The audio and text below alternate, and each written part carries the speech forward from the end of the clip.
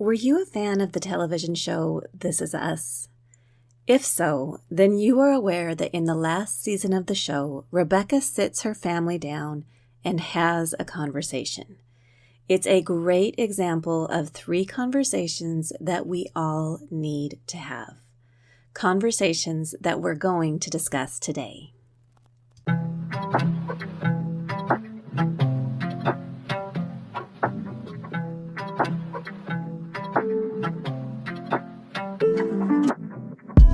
Welcome to Death Becomes Her, the minicast where we spend 5 to 10 minutes discussing death, dying, and grief from a variety of angles. I'm your host, Layala Kelly.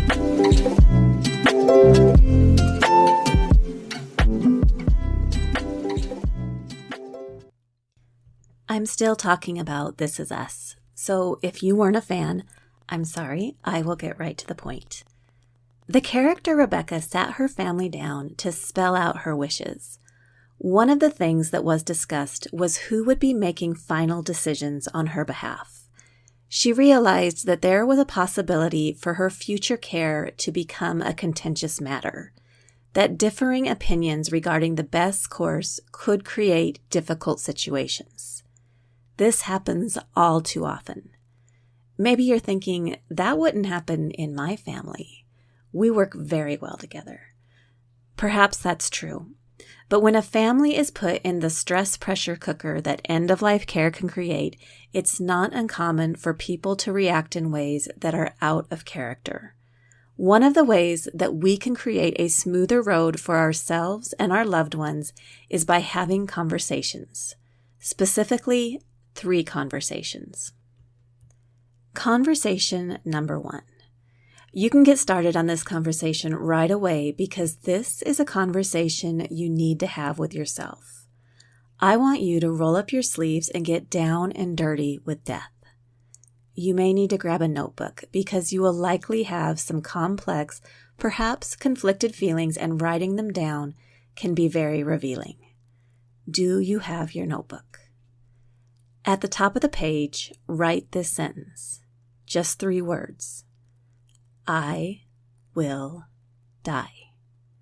Flowers die, animals die, people die, and you too will eventually die. If you give serious thought to these 3 little words, you may find it hard to write that tiny yet enormous sentence, and that is okay. For now, that is just a great place to start the conversation. When you're ready, here are a few talking points and prompts to help you continue. What scares you about death? What are some not so scary things about death? In your opinion, what is the purpose of a funeral? Would you rather die in an unexpected manner like an accident, or would you prefer to know that your death is coming? What are your dignity boundaries? If you needed help with personal care activities, who would you want to help you? Do you want to be cremated, buried at sea, buried in a cemetery, natural burial? What are your preferences? These are some questions to get you thinking about death and dying, to clarify your own feelings and get you more comfortable with the topic in general. There are endless thoughts you could explore. Just start the conversation and see where it takes you. Make note of roadblocks you encounter. Don't allow them to derail you. Just make a detour and come back to them a bit later. Here's another idea. If you're a more visual or artistic person, perhaps you'd find it beneficial to draw this conversation, little drawings or imagery that convey your feelings. Or if you need a little jump start, there are a couple of books that I recommend that are designed to get you thinking about your options. The first is called I Will Die, A Creative Journal for Mortals by Jessica Featherly. If you find writing to be an effective way to explore your feelings, this is a great option. The second book is called It's Your Funeral, Plan the Celebration of a Lifetime Before It's Too Late by Kathy Benjamin. It presents a wide array of information in a fun, tongue-in-cheek way while encouraging you to record your own wishes. When you feel like you've reached a point where you're pretty comfortable with your own feelings and wishes, when you feel like you can have a conversation about death without getting super weird, it's time to turn your attention to the other two conversations. Conversation number 2. Which people in your life will you likely be caring for as they die? For whom will you likely be making final arrangements? For a lot of us, this is our parents or our partner, but there may be others whom we will care for. We love these people and we want them to have as good a death as possible. For that to happen, we need to know their feelings and their wishes. We need to have a conversation.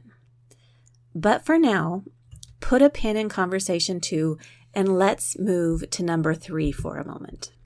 Conversation number 3 is with the people who will be taking care of you at the end of your life and will be making final arrangements on your behalf. It's conversation 2 in reverse. Most likely, this is a conversation with your children or again with your partner. Whatever you consider to be a good death, you likely want that for yourself. So you need to make your feelings and preferences known.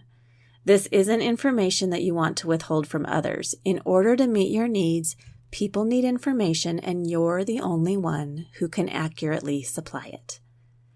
Conversations number 2 and 3 may seem daunting, and it's true that there are so many roadblocks we could encounter.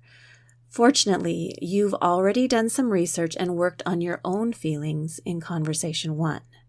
So you're now in a good place to start these other conversations. It's much easier to have conversations with others, like your parents, for example, if you already have made your own plans. You can say something like, I was working on my end-of-life planning and I was thinking about this. What do you think? That may be enough to get the ball rolling. Let's consider a few more tips to make these conversations a success. First, don't spring this conversation on people. We're out to a nice dinner, relaxing, and boom, death. No, find a way to give people a heads up that you want to have this conversation. Second, share the reasons why you want to have this conversation. You recognize the value of the discussion, help them to see it as well. Third, it's a conversation, which means it's not a monologue. Be willing to listen and allow them to engage in the conversation, sharing their questions and concerns. This is an opportunity for you to make informed choices together and to share your worries. Last, make room for emotions. Fear, sadness, and tears may be part of the discussion, and that is completely okay. Emotions don't need to be hidden. Respond compassionately and patiently. These are some big chores, really big, and you may find them daunting, but don't get overwhelmed. Start with a small piece, complete it, and move on to the next task. In upcoming episodes, we'll be looking at specific aspects of end-of-life planning like advance directives and wills. In the meantime, get started on conversation number 1, and as always, remember, talking about death won't kill you.